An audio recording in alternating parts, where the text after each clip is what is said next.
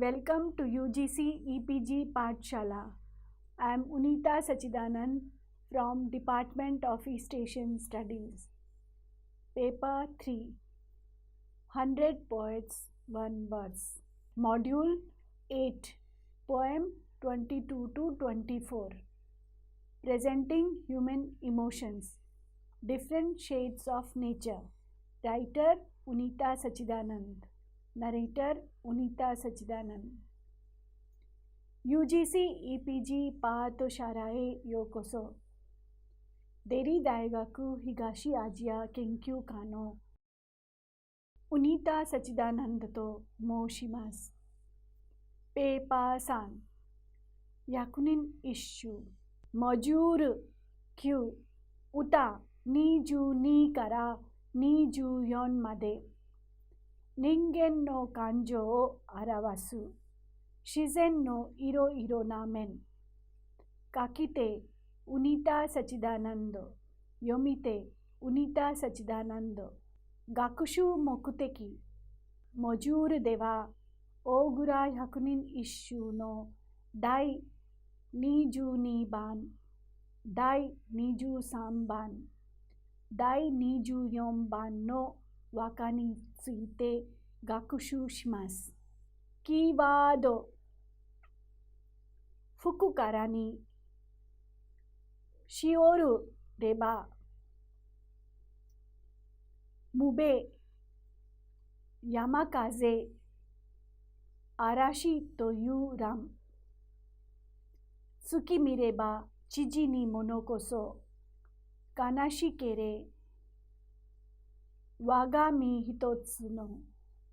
この旅はぬさ、とりあえずたむけ山はじめに。第22番の一首は文野の安秀の和歌であり、草木荒らす秋の山風を表しています。第23番の一首の作者は大江の千里であり、月を眺めて感じられる秋の悲哀を表現しています。第24番の和歌は関係の歌であり、紅葉の美しさを表現している歌であります。本モジュールの3つの歌は自然のいろいろな面を描いています。まず22番の歌ですが、これから第22番の歌を読みましょう。吹くからに秋の草木の死を振れば、むべ山風を嵐という欄。旧仮名遣いでも書いてみましたが、それをも見ましょう。吹くからに秋の草木の死を振れば、むべ山風を嵐という欄。言うと欄のところには、言うときにふと書きますが、欄はむを書きます。出典、商材集、貢献集、秋芸249。この歌の大事なポイントは、山風という漢字、二字を一つに合わせると、嵐という字になります。漢字遊びの関係がある歌であります。歌人、文野の安秀。安秀の伝記ははっきりしないのですが、三河や三四郎あたりの地方官を得て、貢献集、五千集にわずかに5首の歌があるだけで、6%の一人ではあるけれども、その歌人的な業績は低いと言わざるを得ないのです。意味、風が吹くことによって、こんなに秋の草木がしおれるので、なるほど、山の風を嵐というのであろうという意味となりますが、語句と解説を見ましょう。吹くからには複合の接続助詞で、すると次にの意味です。しおるれば、しおるは草木が色あせてぐったりする様子です。むべ、なるほど、いかにも山風、山から吹き下ろすから風。嵐という欄。嵐は嵐、二つの字がありますが、一つは山が上にあって、二番目は草冠。嵐という欄。嵐は嵐とに掛け言葉です。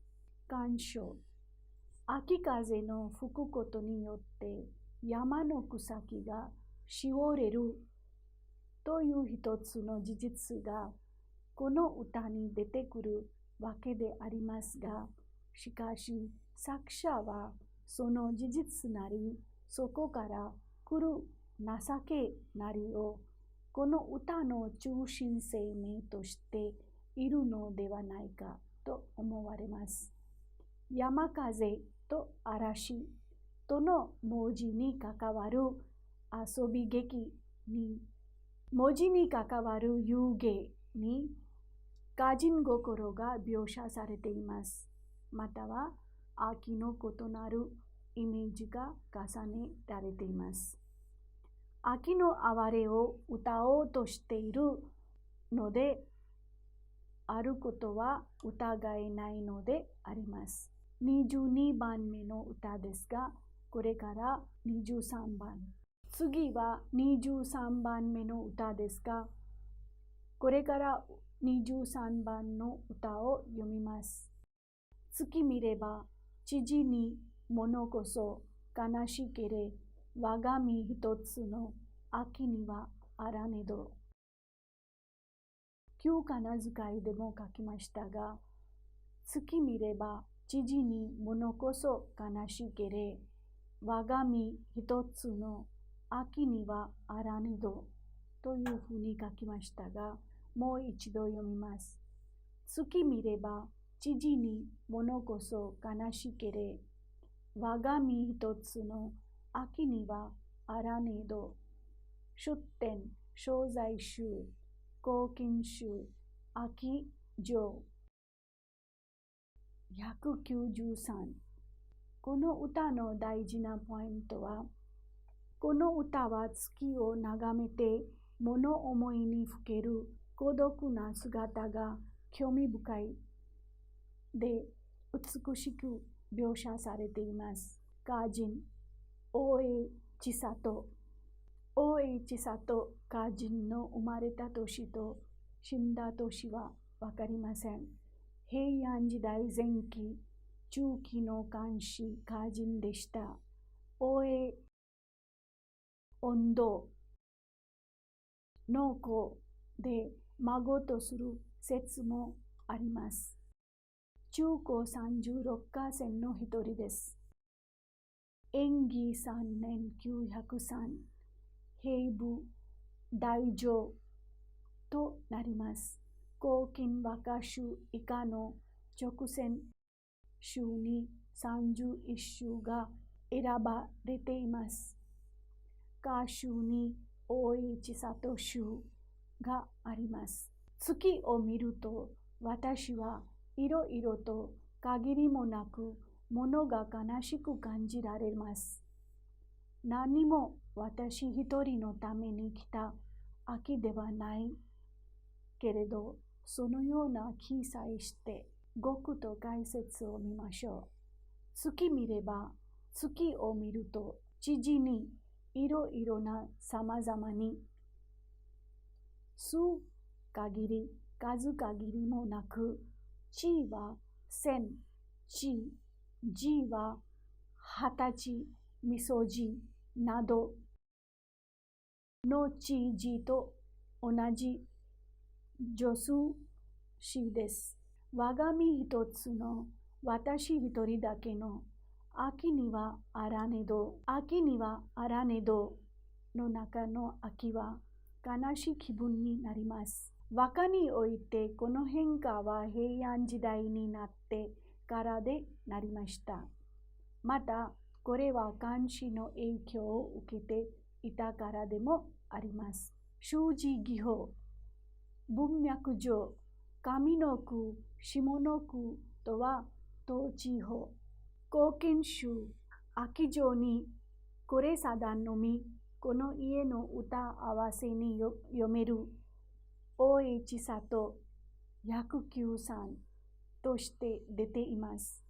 秋になって月につ時に様々な感傷の思いに責められるというのは自然の人情であろうが、当時はそういう情けを至上として強調したのであります。我が身一つの秋ではないけれども、といったところに理屈が露呈されているのであって、ここまで言わなければ承知ができなかったのであろう。しかし、このような市場には、この後長く秋の歌の一点半として重んじられたのであります。次は24番の歌ですが、まず歌を読みます。この旅は、ぬさむとりあえず、たむけ山、もみじの錦、神のまにまに。旧仮名遣いで書いてみましたが、読みます。この旅は、ぬさむとりあえず、たむけ山、もみじの錦、神のまにまに。出典、貢献集旧器量、朱雀院の奈良におはしましたりける時に、たむけ山にて読みける。菅原の阿孫420。鑑賞ポイントを見ましょう。たむけ山に錦のように広がる紅葉の美がこの歌の大事なポイントだと思います。作者、菅原道真、845年から903年まで学者として生きていました。関係文書、類十国史、三大実録などを執筆しました。右大臣になるが、藤原の時平の作母で太宰権の措置として左遷されています。こち深場、東風深場ですね。東風が深場の歌が有名です。意味、今度の旅は兵の用意もできていない。たむけ山のもみじの錦を兵として神の見心のままにお受け取りください。語釈文法を見ましょう。に区切れです。旅、旅と旅2つの別々の字ですが、の掛け言葉ですね。同じ発音で。ぬさ、布や紙を細かく切って作った神への捧げ物ですね。旅の道の中の安全を祈るのに用いることです。とりあえず、取り揃える時間的余裕がないの意味です。たむけ山。兵を捧げる場所、峠の頂にあった峠の号は、手向けが穏便で点火したという説があります。奈良県や福岡県に固有名詞としての田向山があります。もみじまたは紅葉の錦、紅葉の美を錦に例えることですね。名称であるたった山のたった姫の手すさびと考えられていました。まにまに副詞でありますが、するままに任せるの意味です。言葉書きより朱雀院、宇田天皇の吉野行幸の際に歌であることがわかります。道真が死んだ後に天神として祀られることから、吉海直人はこの歌の中に常に神が内在しているとして、すなわち紅葉こそは神に捧げるものとして最適だと論じます。一方、橋本武史は逆に神のみ心任せにその気になってお受け取りくださいなどというのも、実は神をおバカにしたようなものと解し、道真自身が神と崇められるようになる要素の片鱗を見るというふうですね。結論に入りましょう。本モジュールでは、大蔵百人一首の22、23、24番の歌を読んできました。22番の和歌において、秋に風が山の草木に吹き渡り、風の勢いでしおれる植物の風景を取り上げていますが、作者はそれが影響される歌人の心に起こる情けを注目しています。そこで23番の歌では、同じ秋の月の風景がさまざまな感傷の思いを引き起こすものとして描かれています。一方、24番の和歌では、歌人の菅原道真は同じ秋の紅葉の風景を描いても、それに神の見心、神の影を引き出しています。このように以上の和歌は秋の風景描写でありながら、それぞれ歌人の心に起こる思いが異なります。以上です。